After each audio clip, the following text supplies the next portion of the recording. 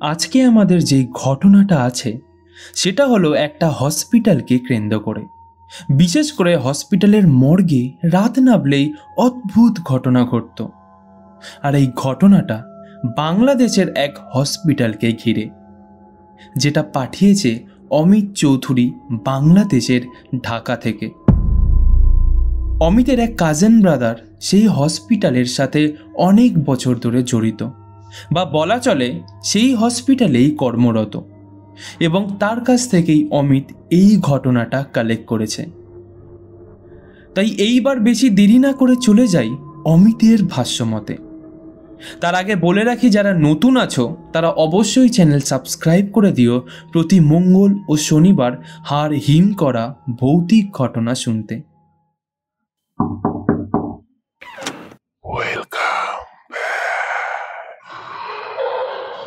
এখানে ঘটে যাওয়া ঘটনা তুলে ধরা।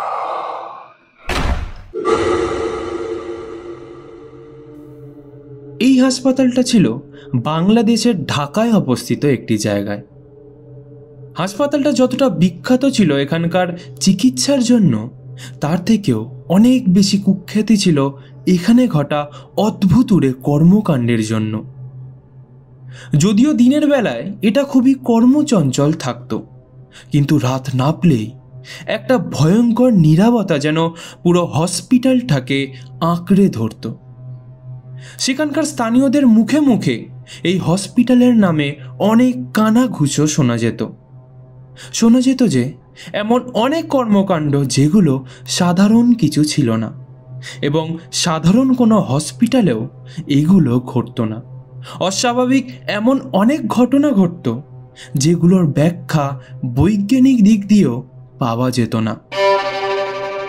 বিশেষ করে হাসপাতালের মৃতদেহাগার বা মর্গ যেটাকে বলা হয়, সেটা ছিল সবার জন্যই অত্যন্ত আতঙ্কের একটা জায়গা।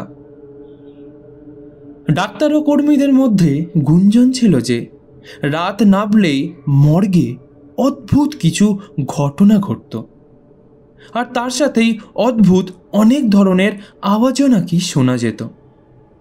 অনেকে বলতো হাওয়ার মতো শোঁ শোঁ শব্দ শুনতে পেয়েছে তারা।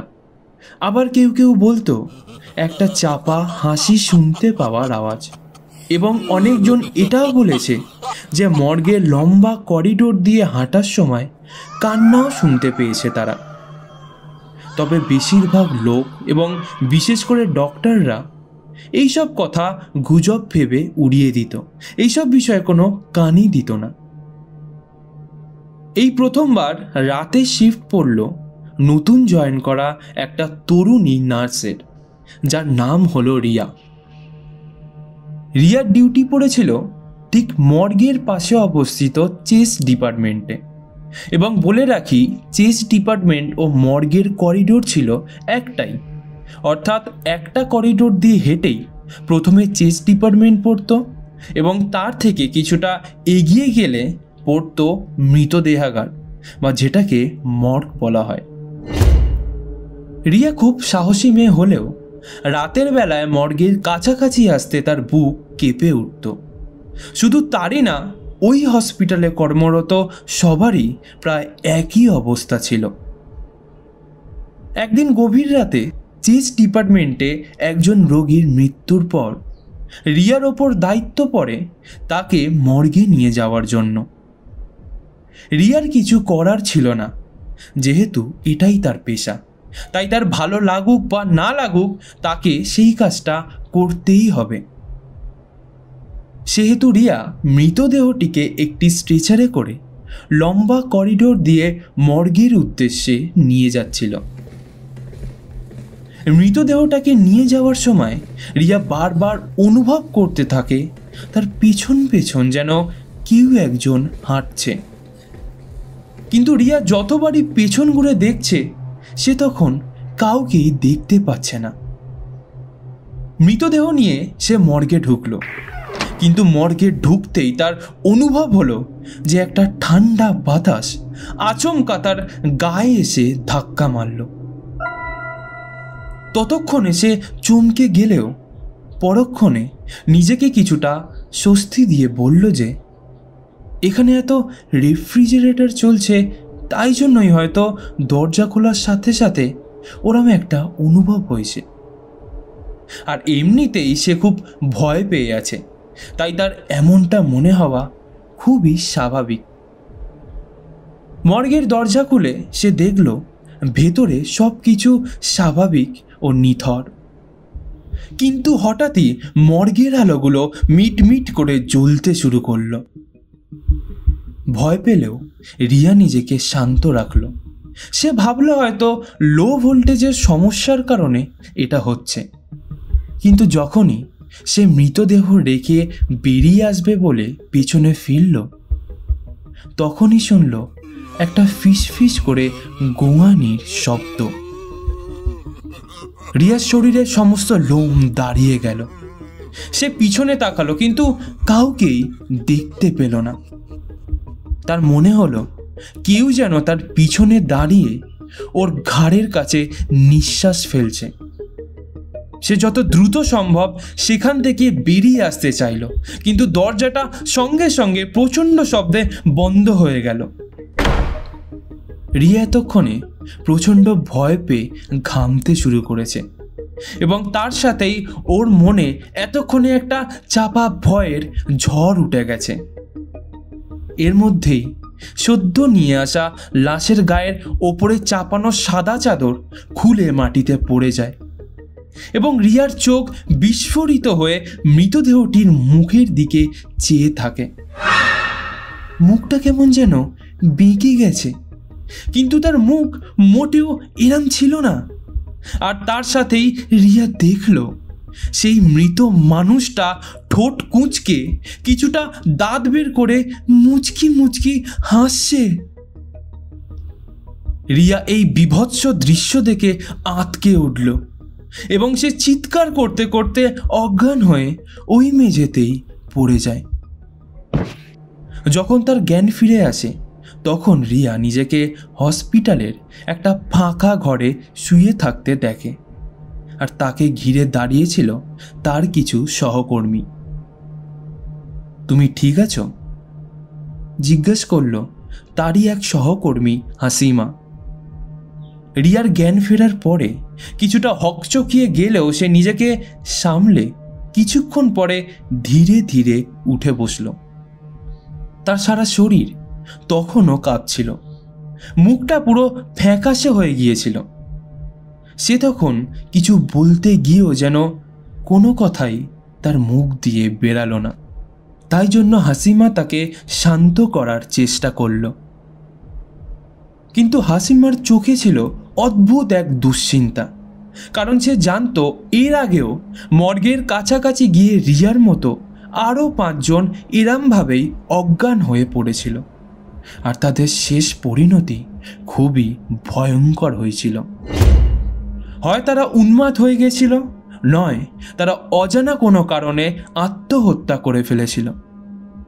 তাই হাসিমার দুশ্চিন্তা হচ্ছিল যে রিয়ার সাথেও যেন এমন ঘটনা না ঘটে, কারণ রিয়ার বয়স অত্যন্ত কম এবং সে 1 মাসও হয়নি কাজে জয়েন করেছে। হয়তো রিয়া হাসিমার মনের কথাগুলো বুঝতে পারছিল, তাই সে ভয়ে সিটিয়ে গেল এবং মনে মনে ভাবতে লাগলো, তাহলে আমি কি বিপদে আছি? রিয়ার মনে মনে এই নিয়ে হাজারটা প্রশ্ন থাকলেও সে আর কিছু জানতে চাইল না হাসিমার কাছে। কিন্তু তার পরের দিন এমন কিছু ঘটল যার ফলে সেই হাসপাতালের সমস্ত ডাক্তার ও সহকর্মীদের মনের মধ্যে থাকা গুপ্ত ভয়টা সত্যি প্রমাণিত হলো। পরের দিন রাতে একটা ওয়ার্ড বয়ের সাথে একই ঘটনা ঘটল।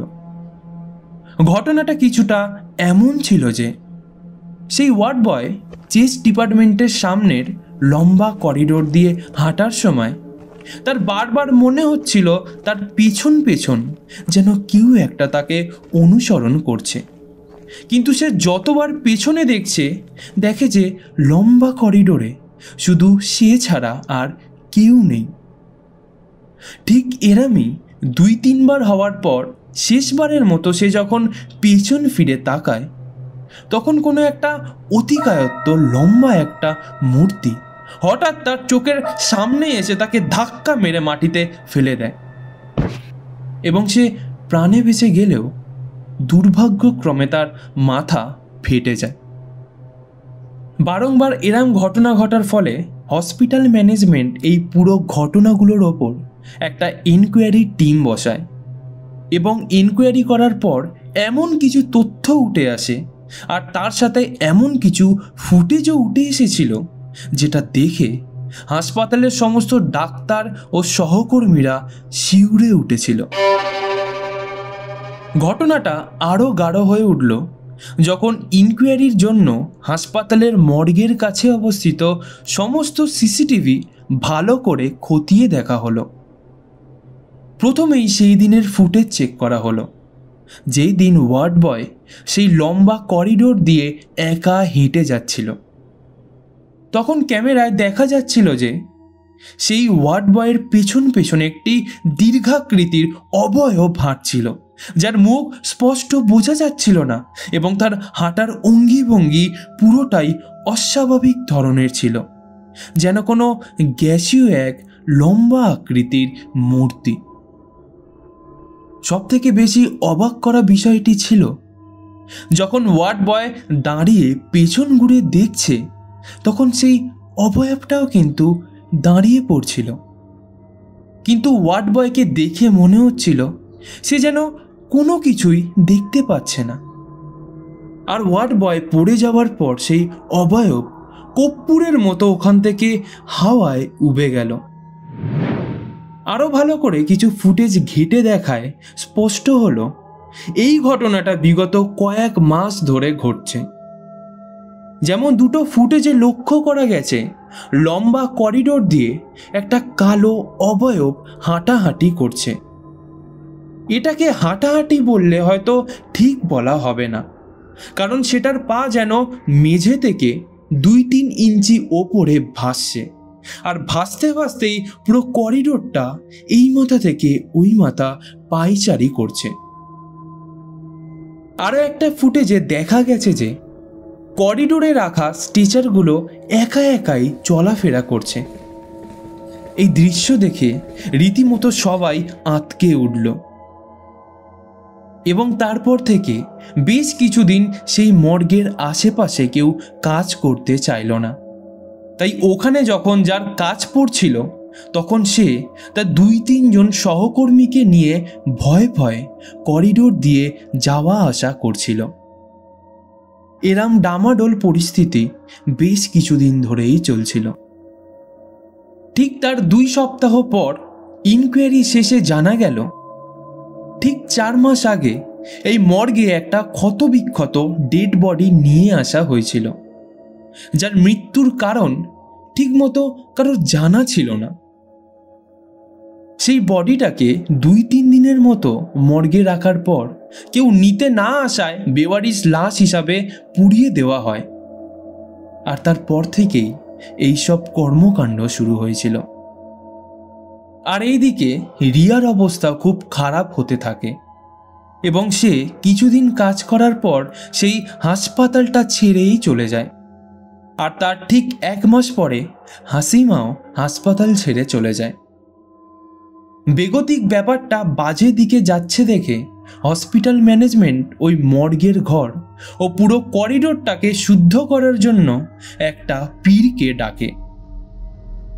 পীরটা যখন আল্লাহর কাছে প্রার্থনা করছিল তখন আমরা সমস্ত হসপিটালের স্টাফ ওখানেই উপস্থিত ছিলাম। আমরা সচক্ষে দেখছিলাম সেখানে হাওয়া বাতাস ছাড়াই সমস্ত দরজা জানালাগুলো নিজে থেকেই খুব জোরে জোরে বন্ধ হচ্ছিল এবং খুলছিল। সে যেন এক বিভীষিকাময় রাত ছিল পুরো হাসপাতালের জন্য। আর এমন কোনো অলৌকিক ঘটনা আমি আমার জীবনে প্রথমবারের জন্য সচক্ষে দেখছিলাম, যেটা আমি আজও ভুলতে পারিনি। সেই জায়গাটা শুদ্ধ করার পর থেকে আর কিন্তু এরম কোনো ঘটনা ঘটেনি, আর তারপর থেকে আবারও সব কিছু স্বাভাবিক হয়ে গেছিল। তো এই ছিল অমিতের কাছ থেকে শোনা তার দাদার হসপিটালে ঘটে যাওয়া একটি ভয়ঙ্কর ঘটনা, যেটা হয়তো ভাবতে অবাক লাগে যে এরমও কোনো ঘটনা ঘটতে পারে। যাই হোক, ঘটনাটা তোমাদের কেমন লাগলো কমেন্টে জানিও। ভালো লাগলে অবশ্যই লাইক করে দিও। আর তোমারও যদি কোনো প্রিয়জন বা বন্ধু এরম কোনো ঘটনা শুনতে ভালোবাসে, তাহলে তার সাথে এই ভিডিওটা অবশ্যই শেয়ার করো। আর যারা নতুন আছো তারা অবশ্যই চ্যানেল সাবস্ক্রাইব করে দিও এরমই ভয়ঙ্কর ভূতের ঘটনা শোনার জন্য প্রতি মঙ্গল ও শনিবার। তোমাদের জীবনেও যদি এরম কোনো ঘটনা ঘটে থাকে বা কোনো সত্য ভৌতিক ঘটনা শুনে থাকো, তাহলে সেই ঘটনাও সকলের সামনে তুলে ধরতে আমায় পাঠাতে পারো। ঘটনা পাঠাতে আমায় মেল করতে পারো ঘটনাগুচ্ছ@gmail.com-এ। ঘটনাগুচ্ছের ফেসবুক পেজে লিখে পাঠাতে পারো, আদারওয়াইজ হোয়াটসঅ্যাপের মাধ্যমেও পাঠাতে পারো। সমস্ত লিঙ্ক ডেসক্রিপশানে দেওয়া আছে, ওখান থেকে আমাদের সমস্ত সোশ্যাল সাইট পেয়ে যাবে। দেখা হচ্ছে শনিবার ঠিক রাত 9টায় নতুন কোনো ভৌতিক অভিজ্ঞতা নিয়ে। ততক্ষণ অগ্রিম শুভ তুলসী দিবস।